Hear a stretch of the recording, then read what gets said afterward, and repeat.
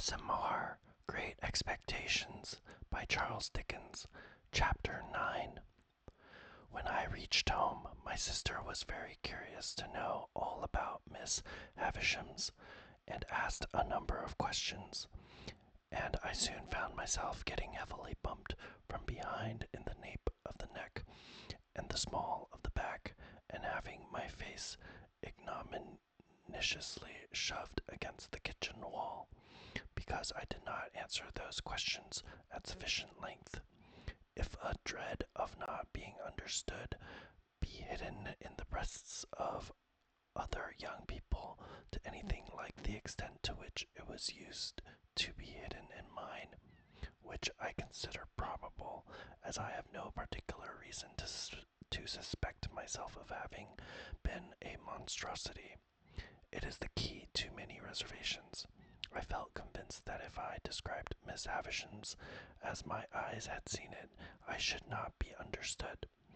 Not only that, but I felt convinced that Miss Havisham, too, would not be understood, and although she was perfectly incomprehensible to me, I entertained an impression that there would be something coarse and treacherous in my dragging her, as she really was, to say nothing of Miss Estella, before the contemplation of Mrs. Joe.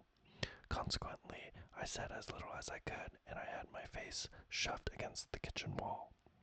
The worst of it was that bullying old Pumblechook, preyed upon by a devouring curiosity to be informed of all I had seen and heard, came gaping over in his chaise cart at tea time to have the details divulged to him, and the mere sight of the torment, with his fishy eyes and mouth open, his sandy hair inquisitively on end, and his waistcoat heaving with windy arithmetic, made me vicious in my reticence. "Well, boy," said Uncle Pumblechook,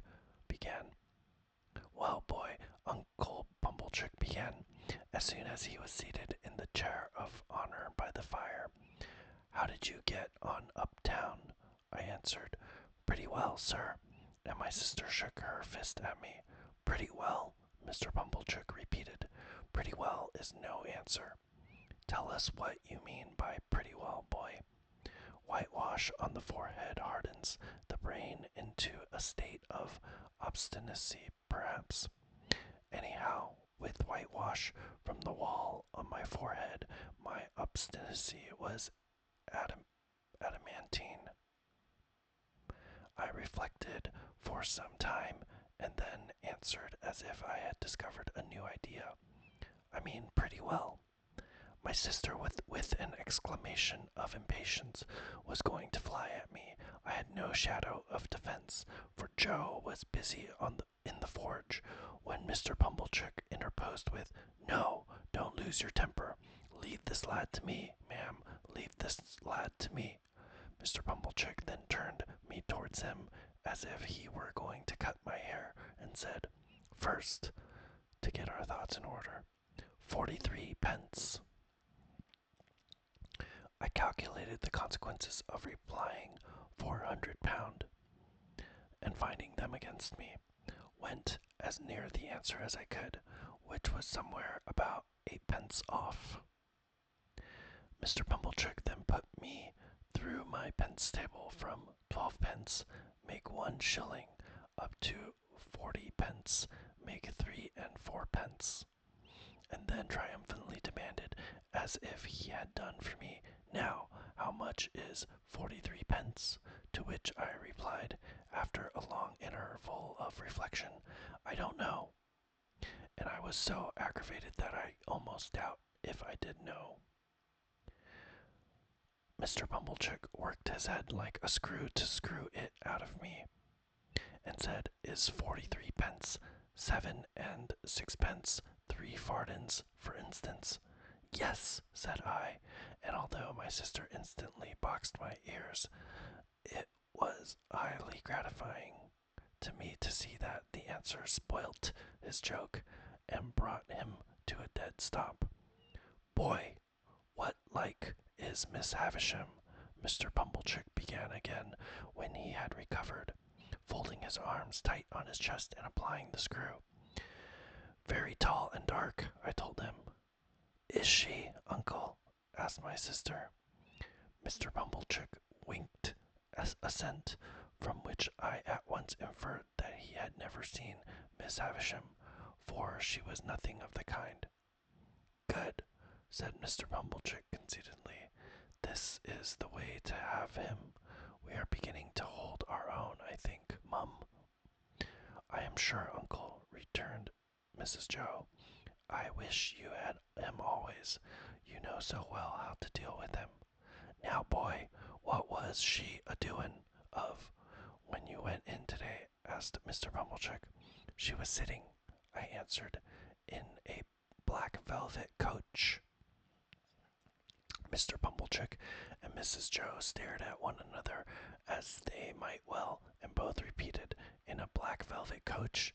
Yes, said I, and Miss Estella, that's her niece, I think, handed her in cake and wine at the coach window on a gold plate, and we all had cake and wine on gold plates, and I got up behind the coach to eat mine because she told me to.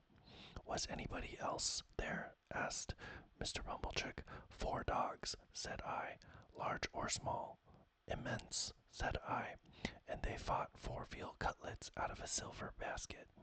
Mr. Pumblechook and Mrs. Joe stared at one another again in utter amazement.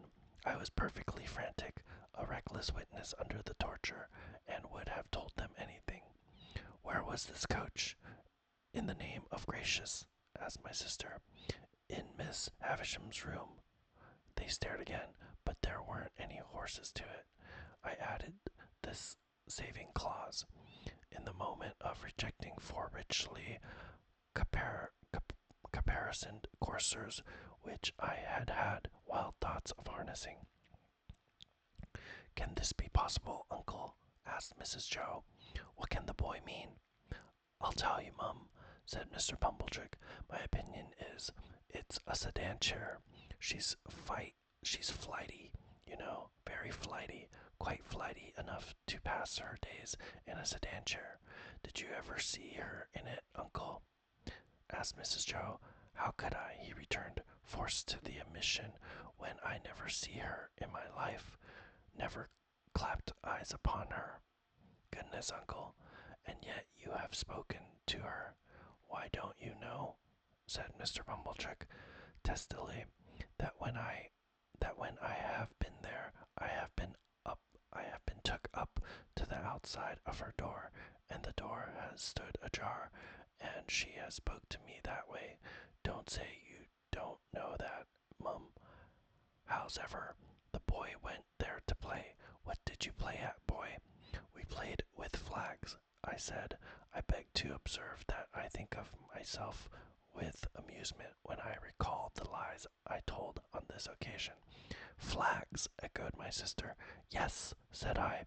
Estella waved a blue flag, and I waved a red one, and Miss Havisham waved one sprinkled all over with little gold stars out at the coach window, and then we all waved our swords and hurrahed. Swords, repeated my sister. Where did you get swords from? Out of a cupboard, said I, and I saw pistols in it, and jam, and pills, and there was no daylight in the room, but it was all lighted up with candles.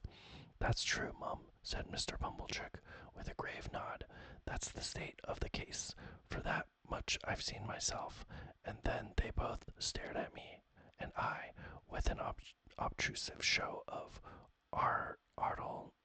artlessness on my countenance, stared at them, and plaited the right leg of my trousers with my right hand. If they asked me any more questions, I should undoubtedly have betrayed myself, for I was even then on the point of mentioning that there was a balloon in the yard, and should have hazarded the statement, but for my invention being divided between that phenomenon and a bear in the brewery. They were so much occupied, however, in discussing the marvels I had already presented for their consideration, that I escaped.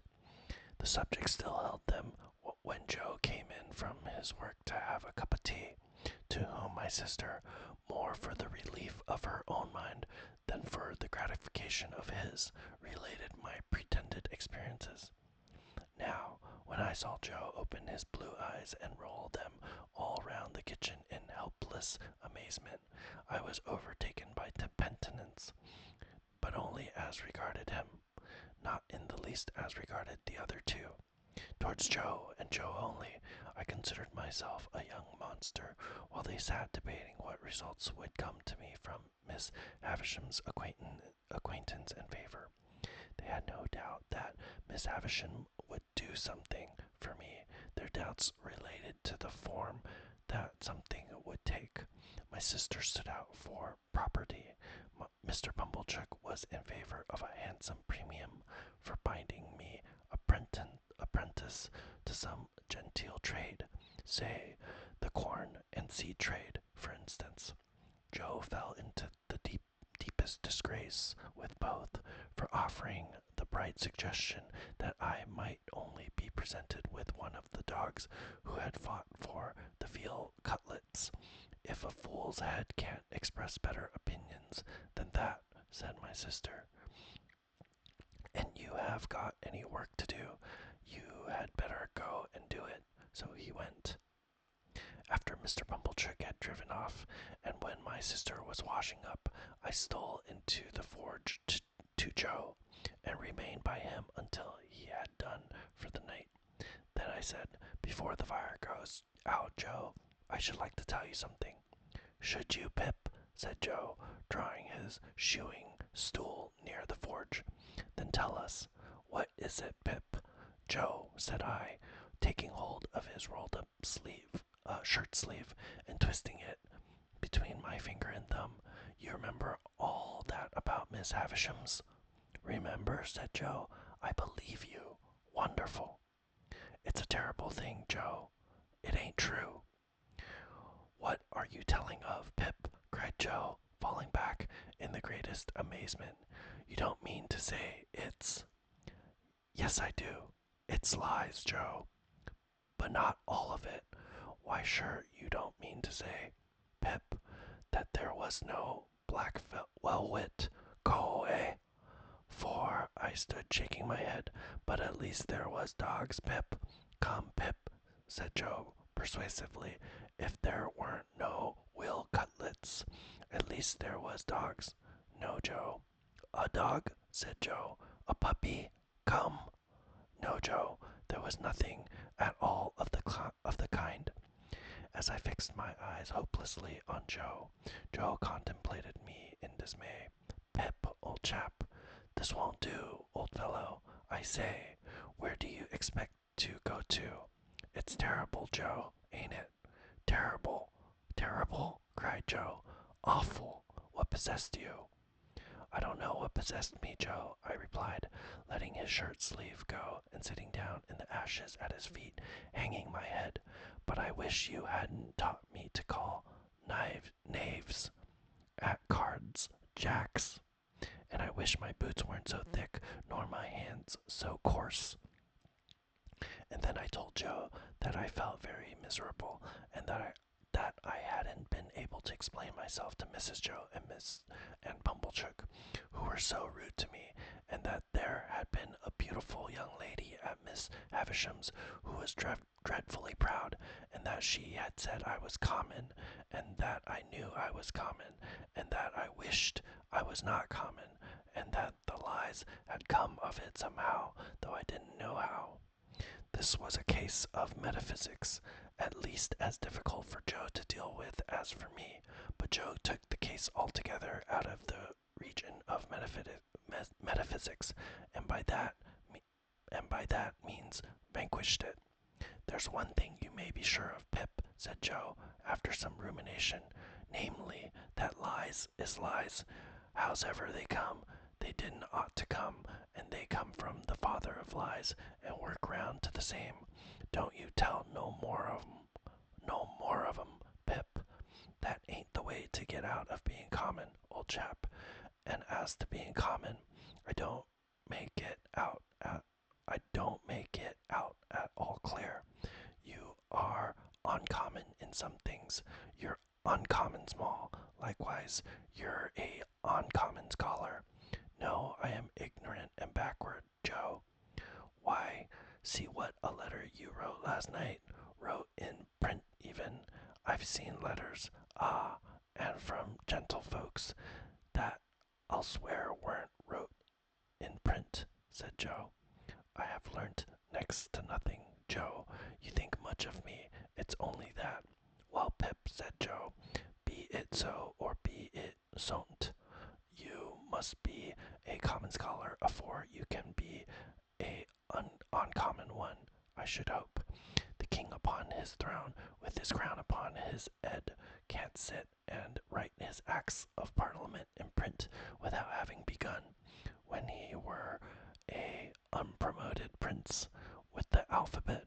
Ah, added Joe, with a shake of the head that was full of meaning, and begun at A too, and worked his way to Z.